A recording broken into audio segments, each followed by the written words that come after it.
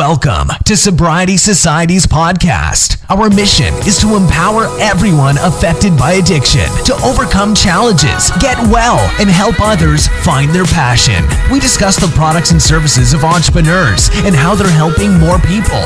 We support listeners by providing influencer strategies to grow and sustain their business while saving more lives. Our aim is to be humorous, cool, and entertaining. The bottom line is it's all about saving lives.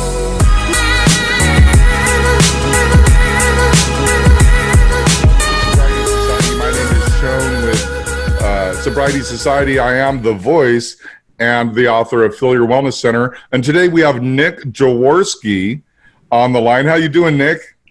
Hey, Sean, I'm doing great. Appreciate you having me on. It's great to have you on here. And we're going to go over a little bit about your business, the name of your business, how you started your business, what got you into this business. But, you know, I want to really just jump into like getting to know you a little bit. A lot of people in our industry, you know, we have like a personal mission. I know my personal mission. I got rehabbed at 14. I was in a 12-step program as a teenager. I recovered in my 20s, you know, and so I have a lot of fun. I mean, I've been to like concerts and plays this week, and I go to mosh pits and I go to the San Diego Symphony. You know, I'm all over the place. So I'm all about fun. So what, you know, do you have a personal mission? And if so, how does that align with your business mission? Yeah, great question. I have this very strong personal mission to radically reform the way that we do addiction treatment in the U.S. We have not been super effective in our efforts for a long time. That results from a personal experience I had going through treatment when I was a young man, 18, 19, something like that. Had just a really negative experience in treatment where it wasn't really designed for me or anyone else that was actually going through treatment at the time. And that always just stuck with me over the years. And so when I built the company a couple of years ago and we got really heavily into the addiction treatment, the behavioral health space, that's what I wanted to do. And people always think it's weird because I own a marketing company and they're like, well, how are you going to reform the addiction treatment space as a marketing company? But it's communication, right? Communication is what drives change, is what drives people to look at new ideas and look at things in a different way. And we're very good at that. And so we're doing it, you know, slowly but surely. So we help clients, obviously, you know, grow their centers and build their census and all that kind of stuff. But at the end of the day, our ultimate goal is to reform the way that we're doing treatment. And the way I look at that is adding variability to the mix, increasing modalities and methodologies, because addiction treatment is not a one-size-fits-all. You know, a lot of people went through 12-step. It was very effective for them. But then there are all these other modalities out there that are better fit for different people, and right. That has to be there. There's been a long history of a lack of evidence-based treatment in this space, and so I'm a very data-driven guy, right? I own a marketing company. So I'm all about the data, I'm all about the research and making sure that our clients are using the latest research in their clinical protocols. And then, you know, as we got into the space, it came to be about integrity as well. There's a lot of really shady marketing and shady operating that happens in the addiction treatment space, unfortunately. So it became a personal mission of mine to destroy that and work with the good clients and make sure that the good operators with the good clinical programs are being successful and the other guys aren't. Yeah, and I actually, you know, our mission statement here is to empower every person on the planet that's been affected by addiction to overcome their challenges, get well, and help others find their path to recovery. So my ultimate, it's like every person on the planet. And you really align with my mission statement, because what I found is that I need to duplicate myself. And the way I do that, right, is with helping other people like yourself get your message out there in front of more people so that people can understand, you know, the stigma. And not just that, but there's not just one way to recover. And right. A lot of people fall into that like they buy into the cult of recovery. Mm-hmm. And it's like, no, there are many ways to recovery. There's right. Not just one way. And when someone slides into that and then they start relapsing all the time, they're like, this isn't working for me. And then you place something else in front of them and they're like, oh, wow. And then they get long-term recovery. Exactly. And it's so, you know, and life is so precious. and our hearts are in the right place. And as for the other people running shenanigans, I actually had one guy on the podcast I didn't know, and I had to I had to delete everything once I found out, but it's like they're sneaky. They sneak in, So so that's awesome. And so then what's your business your business mission? Is it to did you want to work with 500 businesses in the next year or what's your vision? So the recovery space is fairly small. There's maybe 14,000 addiction treatment centers across the U.S., but the reality of that, how many of them are actually running active marketing campaigns? Right. I bet you there's less than 1,000, quite frankly. Right. It's just not a huge space in the marketing world. So right now I'm really focused on the space, and my team is very committed to it. We're passionate about what we do. As a marketing company, you're not selling T-shirts, right? We're not selling donuts for the local guy down the street.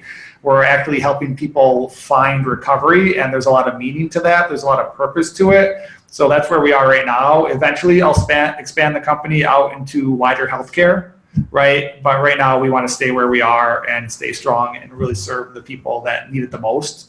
Right. So that's kind of the plans for the immediate future.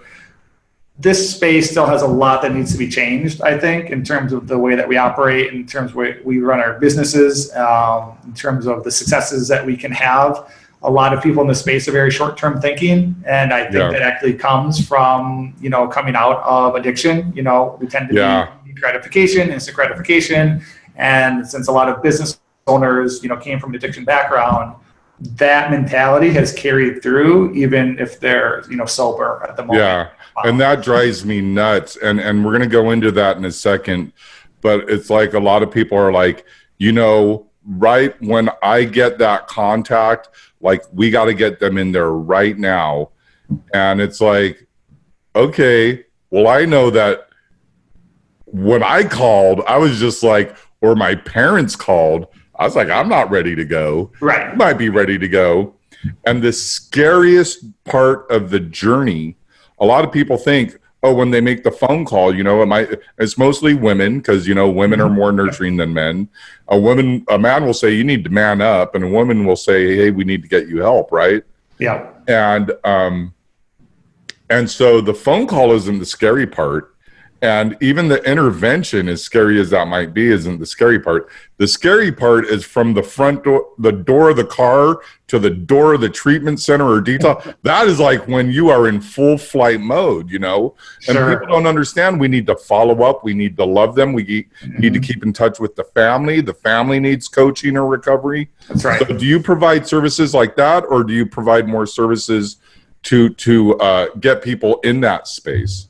How does that work? Sure. So we're the marketing company, right? So we're the people that are driving traffic, that are driving phone calls into the treatment centers. Right. But then we have a very strong operational component and a consulting component that we do because most centers don't really have a strong business background, is what we found. Right. I used to be a turnaround guy. Before I started the marketing company, I used to run schools internationally. So like Prague, Turkey, Vietnam, China, the US. And I was the guy that got called in to fix things when things were broken. So I had a very strong background doing that. And when we started working within the addiction treatment space, I saw a lot of the same problems within addiction treatment operators that I saw within failing school systems. So, we started coming in and saying, look, exactly what you're talking about. Most people don't call into a healthcare provider and then immediately come and seek treatment, right? If I'm having heart surgery, if I've got cancer, even serious issues like this, I'm going to see multiple doctors, I'm going to multiple hospitals, I'm doing my research, and there needs to be a lot of follow-up, and there needs to be a lot of compassion and care for those people. And so sometimes it's just going in and saying, hey, look, this person called you, they're not ready to make a decision right now, right? But you need to keep in touch. And here's how we help you keep in touch. Here's how you need to keep in touch. Because 3 months from now, when they're ready, you'll be there. And absolutely. And top of mind, my coach, his name's Craig Jacobson, and they did the best top of mind marketing in the world. And people will go, well, I can't think of what that would be. And when I really say literally the best top of mind marketing in the world, it really is. And all I have to say is 2 words, is baby shampoo, right? That's top of mind. How do we get our treatment centers to be, or our detox sober living or wellness centers, hospitals, to get them top of mind? What are some of the things that you do to make that particular client shine and bring them to the forefront of the consciousness of their prospects? Yeah, good question. So what has happened in the treatment space is everyone, this kind of immediate gratification piece, they're all driven by immediate calls and kind of final decision-making processes. So you'll see a lot of like SEO, AdWords, or like people buying calls, unfortunately. And these are people that are in crisis and making a decision now. So that's kind of what the space is used to.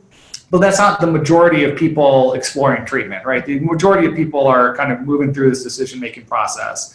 So what we do is we set up what's called retargeting campaigns, particularly through Facebook is a really common mechanism, but you can do it through LinkedIn. You can do some programmatic ad buying as well through kind of Google partners. And so this says anyone that hits your website or anyone that's engaged with your content, we're going to continue to show your content down the line to them over and over. The other thing we'll do is collect email addresses, or the intake centers that taking the calls, they'll collect the names and email addresses, and with permission, we'll continue to follow up with them through email, through text, through phone calls. And then finally, it's really about having personalized content.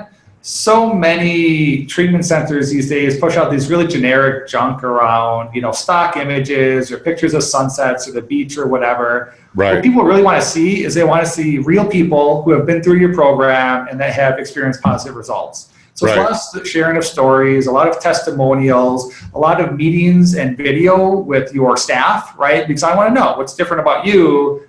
All your websites say the same darn thing, right? They all say diagnosis or the best treatment, blah, blah, blah. I don't believe any of it. But when I see your staff talking and they connect with me through that video, that's huge. Or when I see a testimonial of a mother or an actual person going through the program, that's huge. So we help them create that really valuable content. Yeah, I actually saw a pretty good video the other day, and then it got redundant, and then I kind of got, and it was like, they interviewed the employees and they said, well, what I really love about my job is this, right? And you're like, oh, okay, that's great. But then the next person said, well, what I really love about my job, I'm like, after the seventh, what I really love about, I'm like, okay, you're kind of guiding these people. But if you just ask them, just like, you got to really, and that's where editing comes in, is just flow freely, and you don't use your words, not my words. That's one of the biggest thing is that, like I said, I'm the voice of Sobriety Society because I have this voice. And also I am the voice. I'm the one that does the podcast. So so that's really interesting. And like the stock images, I see those. There's no emotion behind them. And this is a very emotional industry. Yes. And it's like, emotions versus feelings. So so then you use different technologies. I mean, you're saying Facebook ads. Do you like, and you're talking texting and emails, like, do you use a specific technology, or is there different technologies, or how does all that work? Yeah, we have a pretty large tech stack on the back end, and we integrate everything. So if we're running a Facebook campaign, an AdWords campaign, going through the website, and then doing email nurturing sequences, all of that's integrated, right? So we'll put the tech together on the back end so that it all talks to each other. Right. And then the second that someone comes in from, let's say, a Facebook campaign, or they come in from an AdWords campaign through your landing page, well, we'll tag them, we'll put them in the retargeting sequences. If they filled out an online lead form, that'll send an automated SMS text message to that person with certain specific information that will also notify the admissions team, as well as also putting them into an email sequence, right? And all that gets done, boom, boom, boom, boom, through kind of the setup process that we have with clients. So do you do anything like from stem to stern is how I always put it? Like when someone comes in, is there any type of technology you use during the first 28 days or 90 days, or do you do follow-up? I'll tell you what, when I finally got this, maybe I don't have it. Well, if you ask my friends, they'll say I don't. But anyhow, I wanted to shout off the roofs. I wanted everyone to know that, hey, you don't have to be on drugs or alcohol. This is the best thing I've ever found. Like literally, I just felt like yelling that out. And back then, the internet didn't really exist. I mean, it was all text back then. But you know, and we just didn't have the tools, but even back then they could have had like a paper testimonial, but they could have asked me, who do you know? I was like, man, I know 50 people that need to go through this program. Right. So do you do like a referral thing or? Yes. So it's not always directly a referral campaign, but you set up different sequences and different campaigns within the back end of Facebook and LinkedIn and your email campaigns and your call outreach. And yes, so alumni is a specific channel and they have different messaging. So that comment that you made of, I wanted to shout it from the rooftops, right? Right. That's how people feel when they've gotten into recovery, when they've gotten past the darkness. And that's the kind of message that you want. And then you're right, you know, you're talking to people, you know, a lot of people that are going through those struggles, you'll refer them in. But it's very different messaging from parents and loved ones and people that are struggling on their own, that are searching for treatment. They're in a very dark place. And so that kind of messaging, they don't want to see the positive stuff because they don't get it. It doesn't make sense to them yet. Right. You know, they can't see the light at the end of the tunnel. So you've got to identify with them through your copy, through your images, through your videos, really connect. And then after that connection is made, then you can show them kind of the light at the end of the tunnel. So there's different styles of content based on where people are in the addiction or the recovery process. And then you've got these different campaigns that are running to the different people with different messages. Right. And it's kind of interesting because when it comes to this, getting the referral, you started out this call saying that your experience wasn't like the best when Right. you went through your treatment. And, you know, I was in military school for elementary and youth camp, and I hated youth camp. I will tell you that right now, even though it was amazing. After you get out of there, you're like, wow, that was really cool. Now that I think about it, but when I was in there, I hated it. Mm-hmm. So for someone that had your experience, how would you, like, you're not going to ask for a referral for someone with a bad experience, mm-hmm. but how would you follow up with them to, like, at least, you know, nurture them a little bit to, like, hey, we want, whether you had a bad or good experience, we want to let you know, if we can't help you, we want to get you somewhere where you can get the help you need. Mm-hmm. Yeah. Do you have like a campaign like that or something? You know, we're not going to run specific campaigns for something like that. That's more about the consulting process and helping clients understand that when they're running their clinical protocols, they have Right. to be aware of where different patients are at different times. Right. And they should be reading those signals, right? Right. You know, so even when I look back to my own experience, it wasn't necessarily that I didn't care for the treatment. It was that no one wanted to listen. No one respected my opinions or my ideas. It was just sit down, shut up, say what we want you to say, and then you can move on. You know, so You must have been really young. Yeah, I was about 18, 19, right? Yeah. Yeah. So, you know, that's more of the clinical end of things, right? And then from there, your alumni team should be able to understand what people are having a good experience in the program and what aren't, and be kind of strategic in their outreach when they're looking for referrals. Yeah. You know, when I was in a 12-step program, I had to sit down and shut up Mm-hmm. thing going on. But in my treatment, I was in an outpatient, but I mean, the very last one. And you know, I was just like, I want as much information as I can gather.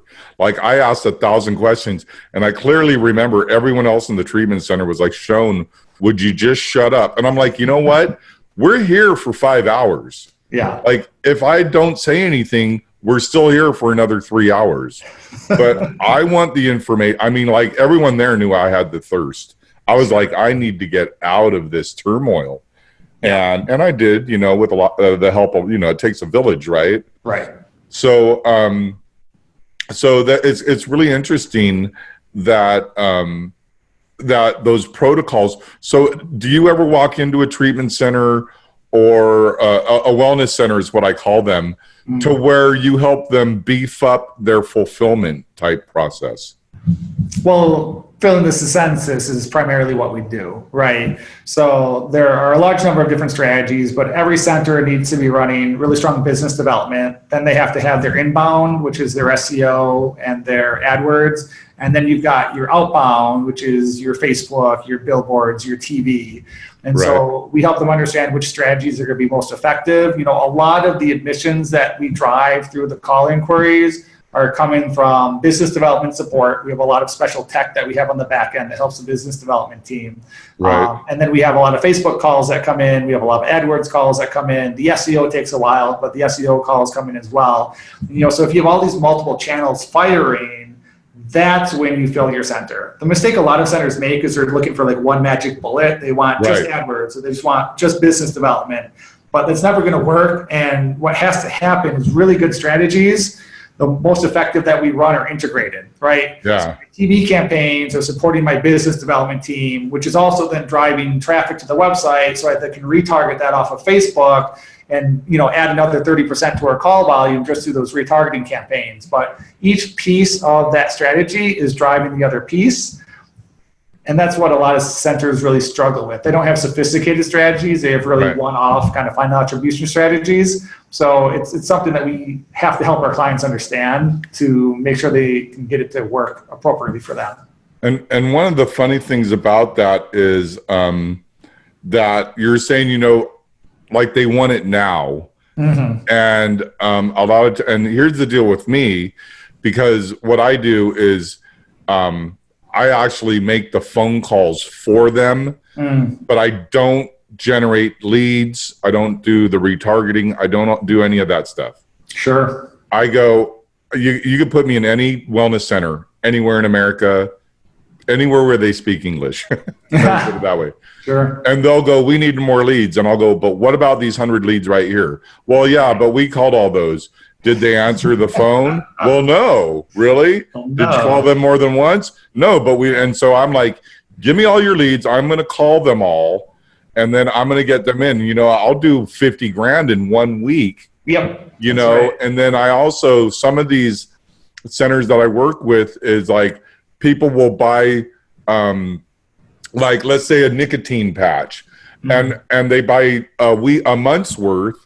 And then in 2 weeks, we send them a link and saying, hey, you're almost out of patches. You need more patches, So do you do any of that type of automation or follow-up? Yeah, so we automate a lot of those processes, right?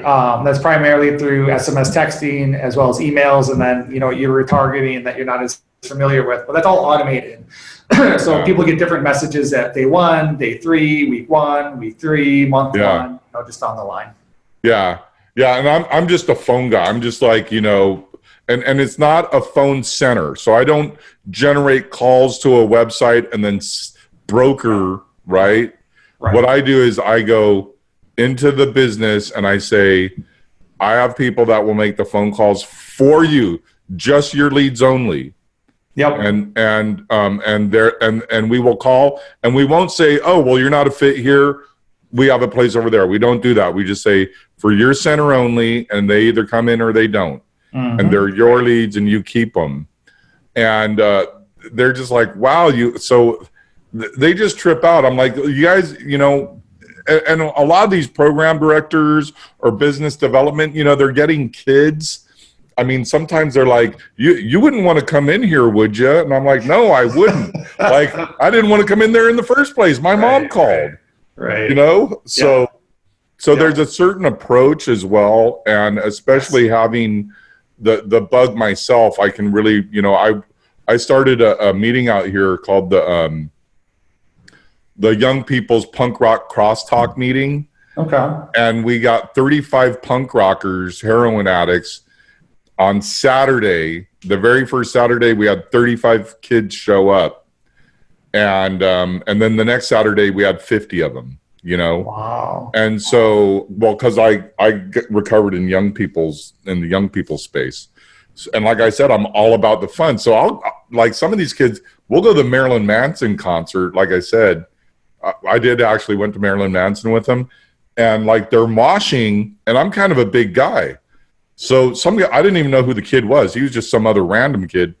He came running into me, and he thought he was going to knock the old guy down, and he just kind of bounced off me. I'm heavy. I'm a big, heavy guy. So I'm heavy D, but so cool. So then, we went over a lot of, like the technologies and all of the things that you do. But when it comes down, this is really about saving lives. Right. Really about making a difference. Right. It's really about, because my trademark is Sobriety Society. It's about getting these people back into society, back with their loved ones, their spouse, their children, their siblings, Mm-hmm. And I know your heart, you have the same heart I do, because, it's just, I can tell by just talking with you. So, is there any specific, and I know we started out with how your personal mission aligns with your business mission, but is there anything else you want to add to your vision or your mission? I think what I'd add, based on what we're talking about, is at all times you should make sure that you're putting the patient first. We constantly talk to clients about this, even from the marketing perspective, because again, we go in and we'll run a marketing campaign, right? And they'll want us to put in something like best rehab in Costa Mesa, right? Right. And you're like, well, how are you the best rehab, right? Right. Where did you get that from? They're like, well, we don't know. It just gets more phone calls. Well, you're lacking integrity there. You're not putting the patient first, and maybe the inappropriate people are finding you, right? So everything needs to start with your clinical program. And if you're running a really good 12-step program, market yourself as a 12-step program. If you're running alternatives to 12-step, market yourself as alternative to 12-step. Right. So that people are matching their best method for recovery with what your center is offering. But that comes down to your admissions team as well. We get a lot of situations where you'll have an admissions rep that doesn't follow up on the calls, that doesn't follow up on the leads, because they think that the next call coming in could be better. And they're getting paid on a cost per admissions basis, right? And that's illegal now, but a lot of centers did it for a long time. But it created all these negative situations where people didn't follow up on the people that needed help because they didn't think they would get, the better result. They don't think that they'd get paid from it. Business development was the same thing. I wouldn't help my other business development reps because I wasn't going to get a bonus for their admission. I was only going to get a bonus for my admission, right? So it created all these negative situations where people were not putting the patient first. They were putting the income first, and that's a problem. Yeah. One thing's interesting, and with the, I got this from the Chamber of Commerce, whatever, but it's you got to look at it like if you sold cars, if you sold a Ford, what would you say? Ford's best car ever. Ford never breaks down. Ford starts right up. Ford will get you out of the mud. Ford will take you to the mountains or through the desert and it overheats.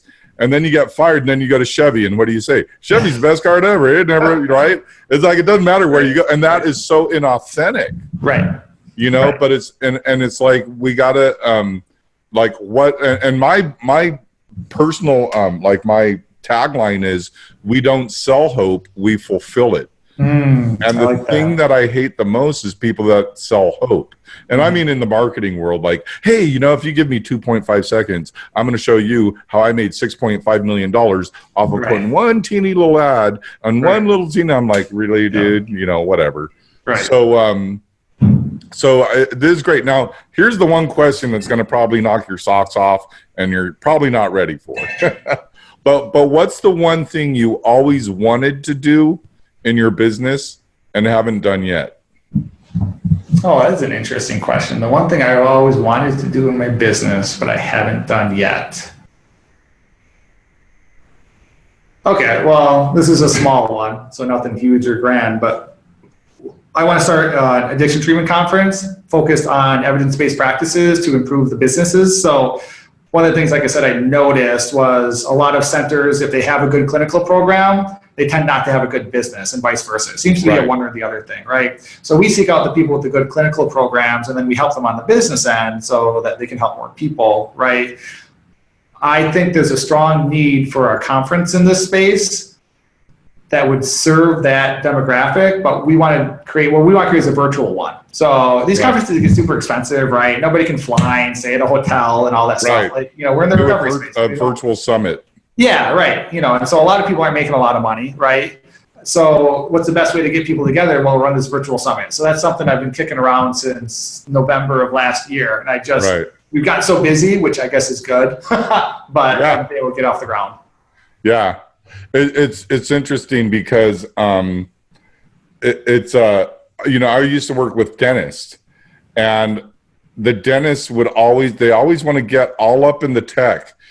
And I have a saying, I would say, look, a painter paints, a writer writes, a dentists. Okay. Right. So you can't do this over here because you don't understand it. All I want you to do is go in someone's mouth, pull their tooth, something in their mouth or take something out of their mouth. That's all you should be doing. Right. You need your front desk to make the calls and to set the appointments. And then, you need your marketing agency to bring the people in. Right. And to drive the traffic and to do the conversions. Right. And that's a really hard thing for, I think, a lot of smaller businesses to figure out. Right. So that being said, you're talking about a little bit about the phones and the follow-up and the business owner and the mindset of the business owner. So what are some challenges you have with that mindset, and how do you overcome, how do you get them to see clearly the benefit of following up? Yeah, really good question. So we don't do a lot of what I would say is educating on the phone or on prospective client calls, because it's just not really worth our time and effort. A lot of the time you'll get some of people on the phone, right?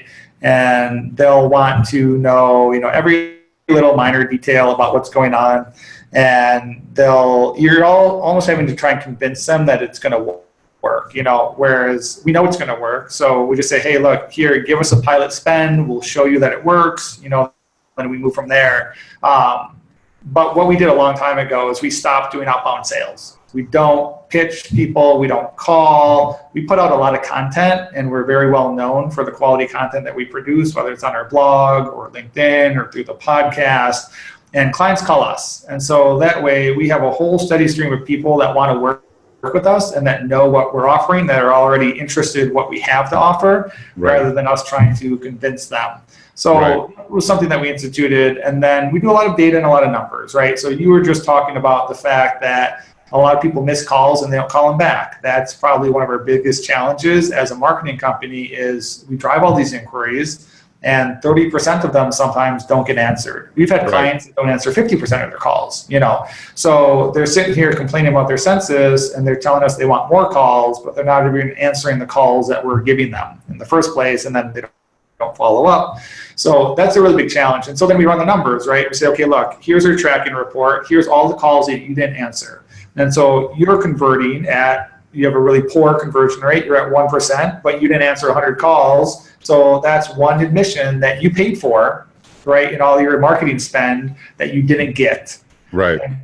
So here's the revenue you're losing. Or we'll do the same thing with insurance contracts. Okay, you don't want to move in network, except we took 8 calls from Kaiser Permanente last month, and you couldn't take any of them because you're not in network with Kaiser Permanente. So that's 8 admissions that you lost, right? So what is that? Your numbers. So we do a lot of the numbers and the tracking for them, and then we'll do training conversion. So a lot of people convert like 1%. They're really bad on the phone, right? Really poor phone skills. And so we'll do a couple trainings with 1 or 2 of their reps and get their reps up to a 3 or a 5% conversion rate on the phone. And then they're like, oh my God, wow, I just tripled or quintupled the amount of admissions that this rep is bringing in. Wow. It's not about the calls as much as it is about how we answer them. And you're like, right. So we use a lot of data. We do a lot of trials, a lot of pilots, a lot of data to prove the direction that we need to move. Right. And the thing is, especially with the admissions and the calls that you're talking and getting those people trained, a lot of times, like, they'll use an intern. I have one client that they're like, okay, and I told them that they need to write a book. Just write a little book, top 10 ways to, and it's this special type of drug, which is a natural holistic drug that your body creates, right? And so so then they'll get an intern and they'll tell the intern to write the book. And the intern's like, I want to be a doctor. I don't want to write a book. I'm not an author. I'm a doctor. That's what they want to do. And then they'll take the intern and put the intern on the phone, and the intern's like, this has nothing to do with what I'm studying in college. Right. And then they don't really care. So when I got into recovery, we had to go through the phone book and find the phone number and call a 12-step program and say, and people over there answered the phone. And I don't want to go into the whole drama of it, but the people that were answering the phone were on, what's it called when you get in trouble with the law and then you have to do, community service. So the 12-step program had people that were doing community service answering the phone. So I'm over here going, I can't stop drinking. I'm calling. And the person's like, so what? That's not my problem. They'd hang up. I'm not kidding you, dude. Wow. It was ridiculous. I was so frustrated. And when I finally showed up at the club where that was happening, I said, I'm taking all the phone calls from here on out. Because, again, you got to have that qualified person or someone that's passionate about it. Yeah, right. So, so then with the phone center, that's a big thing. And for me, to roll that out, I do have a lot of people I'm working with. Again, the challenge, I have the model, but the challenge is like it can't be an 8-hour-a-day thing yet. Sure. Because what it would do is it would just suck my, I would go broke doing that. But I would love to, and plus my biggest concern is now you're a call center, and call centers are known to be brokers. And this is so not that. But you can't use the word call center in the branding or in the marketing because of the negative connotation that comes with those two words together. Right. Unfortunately, there's been a lot of really shady marketing in the space, and call centers have been a big part of that. Yeah. And so for me, like to go in and just say, look, you give us a number, we're going to call from that number and then bring people into your center. Those are your leads we're dealing with. And then I have to build I already have like people that I work with now, trust me. They're like, you're not going to send someone else somewhere else. And I'm like, no. But, to have a new client come on, that's going to be one of their concerns that I need to override. I'm not going to take a client because, we're here in San Diego. So everyone wants to come to San Diego for treatment, like why would you want to go in the snow? Right. And it's like a little mini vacation, So a lot of the centers out here are really concerned, because we're flying people in from Indianapolis and from Florida, from New York, Yeah. And a lot of centers are closing right now, unfortunately. I mean, that's the big thing. Yeah. Because they haven't created sustainable business models. A lot of them have relied on this flyaway model. Unfortunately, a lot of them were patient brokering. None of these models work anymore. You can't pay for flights. You can't patient broker, thank God. And people have not figured out how to make it work. What we coach all of our clients on is to localize their businesses, right? Yeah.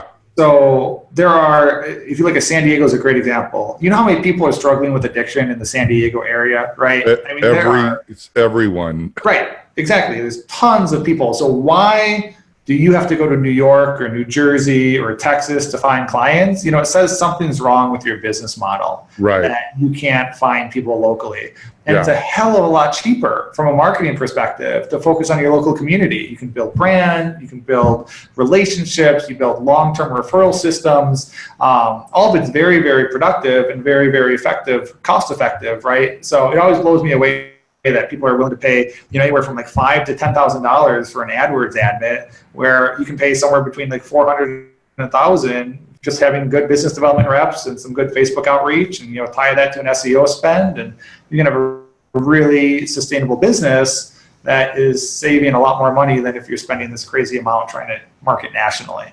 Yeah, we're really going to need to connect you with some of our local and remote businesses so that you could do some targeting for them in their immediate demographic or in their immediate area. Yep. And that, I never flew anywhere. Like every time I came into recovery and went to treatment, it was local to my area.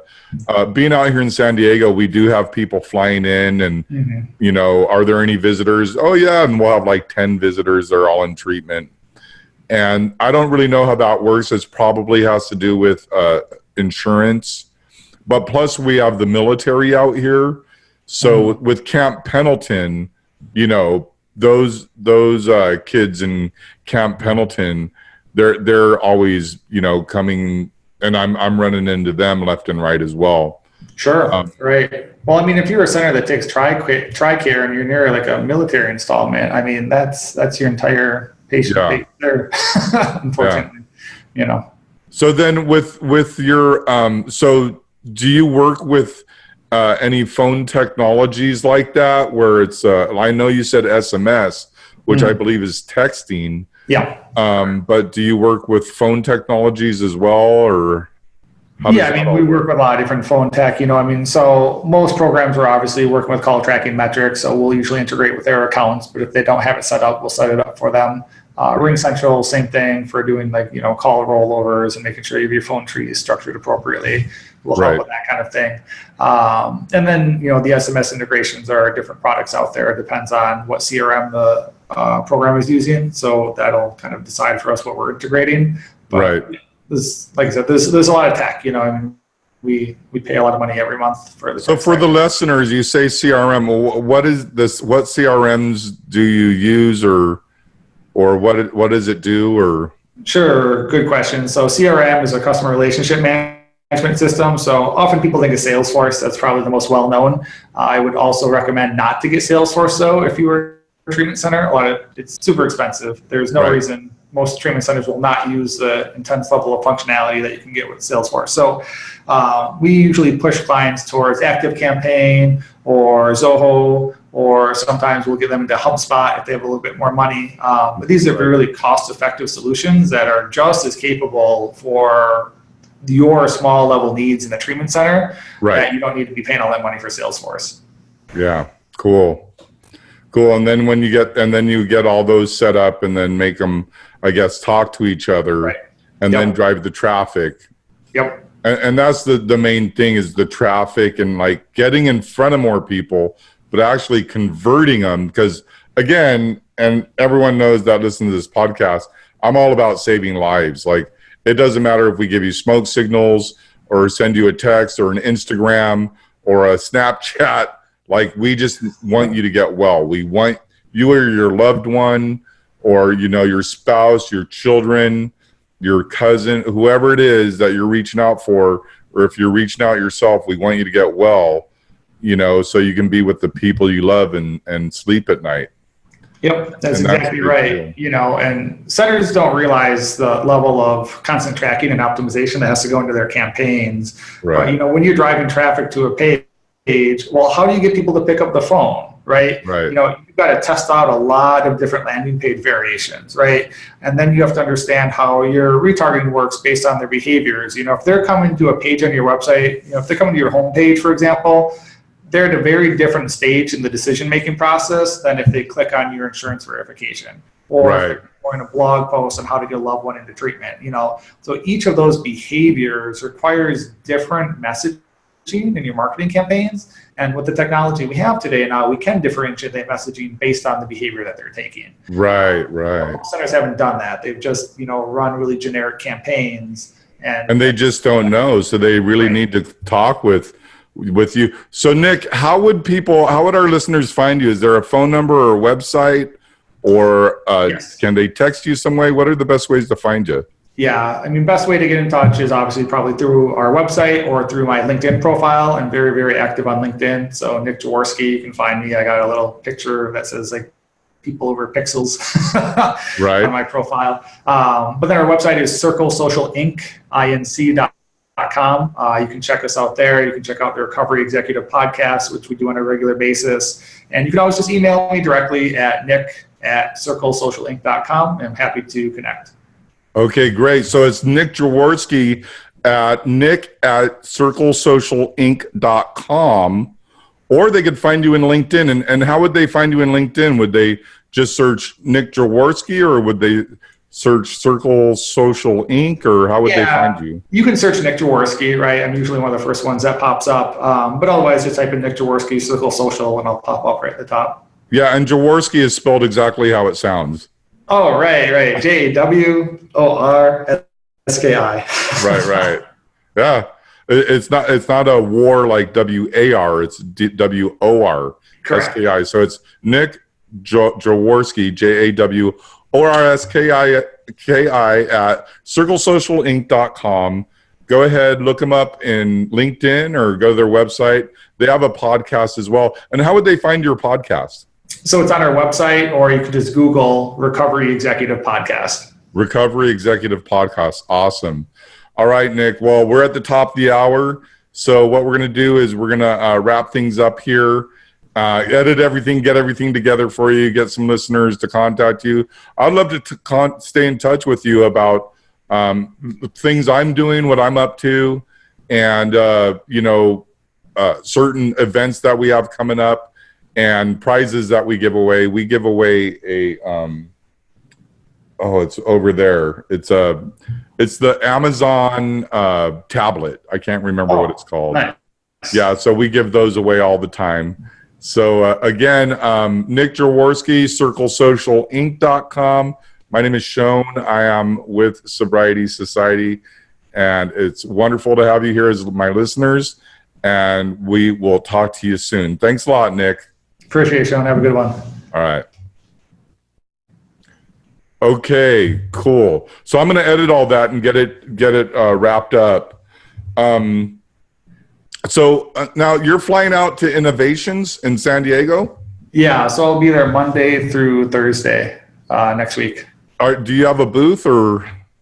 No, we don't do booths. I hate them. I can't stand at a booth all day. So I'll be speaking, but then we just walk around the conference. Right.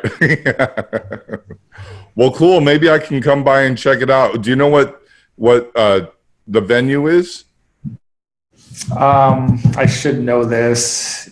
God, it's I'll be able to find it. I have 1,000 friends out here. We all know each other. Yeah, come on out or text me and we can meet up. If you can come to the conference, great. If not, we could just maybe meet somewhere else. But I'd be happy to meet up. I'm interested, like you said, in kind of what you're doing.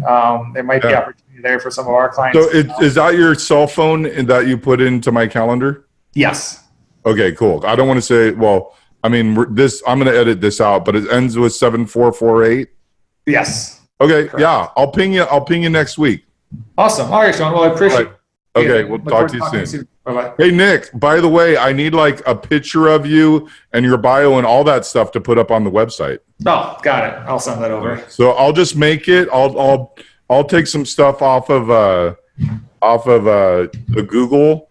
And then if you want to send me a better image or better text and better links and your social media links that go back to your site for your backlinks, just send those over to me as well.